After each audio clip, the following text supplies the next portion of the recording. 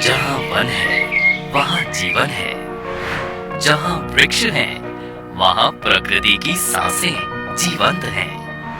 इसीलिए हमारे प्रधानमंत्री श्री नरेंद्र मोदी जी के कुशल नेतृत्व में वृक्षारोपण का कार्य अनवरत चल रहा है, जिसके अंतर्गत अनगिनत वृक्ष लगाए जा रहे हैं। पर्यावरण की रक्षा के इसी महाअभियान में माननीय केंद्रीय सड़क परिवहन एवं राजमार्ग मंत्री श्री नितिन गडकरी जी ने एक और क्रांतिकारी कदम उठाया है। उनका सपना है हर सड़क पर पेड़ों की छाया हो और हर रास्ता हरियाली से ढका हो। उनका संकल्प केवल पेड़ लगाने तक सीमित नहीं है, बल्कि पेड़ों को कटने से बचाते हुए पुनर्रोपण यानी ट्री ट्रांसप्लांटेशन करके उन्हें संरक्षित रखा जा रहा है। NHAI द्वारा देश भर में 70,895 ट्री ट्रांसप्लांटेशन किए गए हैं। मॉर्थ ने राष्ट्रीय राजमार्गों को हरित बनाने के लिए 2015 में हरित राजमार्ग नीति प्रख्यापित की, जिसके तहत NHAI ने देश भर में 450 लाख से अधिक पेड़ लगाए हैं। इनमें 994 किलोमीटर NH के रास्तों में करीब 3.33 लाख बाम्बू के पेड़ लगाए गए हैं। देश के अलग अलग हिस्सों की तरह ही अपने संसदीय क्षेत्र को भी हरित नागपुर में परिवर्तित करने के लिए श्री गडकरी जी कृत संकल्प हैं, जिसके लिए उन्होंने फुटपाथों और रिंग रोड के मीडियन में भी 3 स्तरीय वृक्षारोपण कराए हैं। साथ ही नागपुर प्रवास के दौरान वो स्वयं इन पेड़ों के विकास का निरीक्षण भी करते हैं। केंद्रीय मंत्री श्री गडकरी जी के कुशल नेतृत्व में सतत नए हाईवे और एक्सप्रेसवे बनते जा रहे हैं। इन हाईवे में इंटरचेंज में क्लोवर लीफ की जमीन खाली खनिज होती है।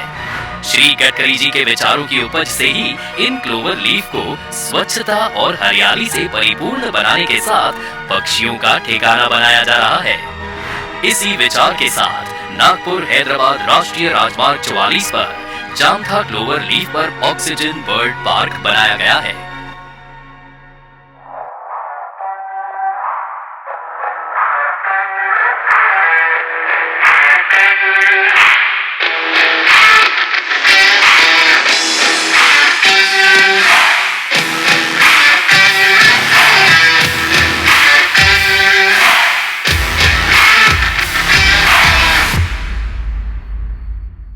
ऑक्सीजन बर्ड पार्क को बेहतर तरीके से परिणाम तक पहुंचाने के लिए NHAI ने एक जैव विविधता सलाहकार को नियुक्त किया, जिन्होंने साइट का अध्ययन किया और भूमि की जैव विविधता को बढ़ाने के लिए प्रकृति के अनुकूल पेड़ पौधे लगाने की सलाह दी।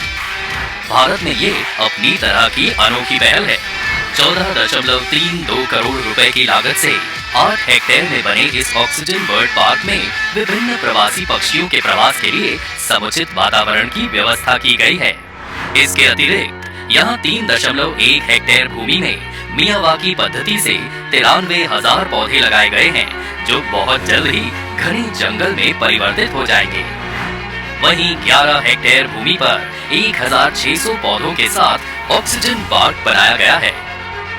इनमें नीम, बांस, बरगद और पीपल जैसे ऑक्सीजनदायी वृक्षों को लगाया गया है, जो अपने घने पत्तों के कारण पक्षियों को आने के लिए आकर्षित करेगी, ताकि वो अपने लिए उत्कृष्ट घोंसले बना सके।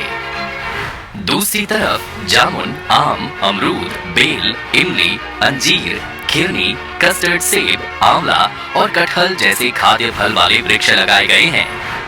वही औषधीय गुणों से युक्त कदम, बेल, जामुन, अडुलसा, नीम और बेहड़ा जैसे पेड़ों के पौधे भी लगाए गए हैं।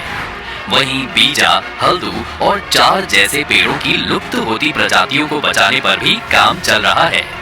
इसके अतिरिक्त यहाँ 30 वाटर रिचार्ज पिट भी तैयार किए गए हैं, जिसमें पानी इकट्ठा हो सके और ग्राउंड वाटर लेवल रिचार्ज हो सके। एक तरफ इस ऑक्सीजन उद्यान के माध्यम से दुर्लभ प्रजाति के वृक्षों का संरक्षण और संवर्धन किया जा रहा है, तो दूसरी तरफ इसके अंदर बने तालाबों में विभिन्न प्रकार के कमल और लिली के फूल इसकी सुषमा में चार चांद लगाते हैं।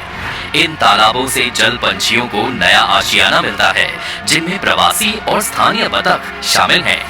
यहाँ तालाबों के मुहाने बड़े रीड बेड, वाटर हेन्स, मूर हेन्स और रीड वॉबलर्स जैसे पक्षियों के लिए प्रवास के दौरान रहने की सुविधा मुहैया कराते हैं। वहीं देसी बांस की ऐसी प्रजातियां इस उद्यान में पाई जाती हैं जो धूल और ध्वनि प्रदूषण को कम करने में सहायक साबित होती हैं। ऐसे प्राकृतिक नजारे के लिए आने वाले पर्यटकों की सुविधाओं के लिए इस पार्क में टिकट काउंटर, फूड कोर्ट, आधुनिक शौचालय, बेहतरीन फुटपाथ, जॉगिंग और साइकिलिंग ट्रैक, शानदार एम्फी थिएटर, वॉच टावर और कास्ट आयरन बेंच समेत कई सुविधाएं उपलब्ध हैं। लैंडस्केप के नजारे के लिए हरियाली युक्त विस्तारित लॉन से लेकर सिंचाई प्रणाली तक की व्यवस्था की गई है। समय के साथ ताल कदम मिलाने के लक्ष्य से पार्क में सौर पैनलों से प्रकाश की व्यवस्था की गई है, जो पारंपरिक ऊर्जा स्रोत और पर्यावरणीय स्थिरता को बढ़ावा देते हैं। विकास को पर्यावरण के साथ जोड़कर चलने की पहल करने वाले केंद्रीय मंत्री श्री नितिन गडकरी जी के प्रयासों से ग्रीन इंडिया, क्लीन इंडिया का सपना बिल्कुल सच होने लगा है।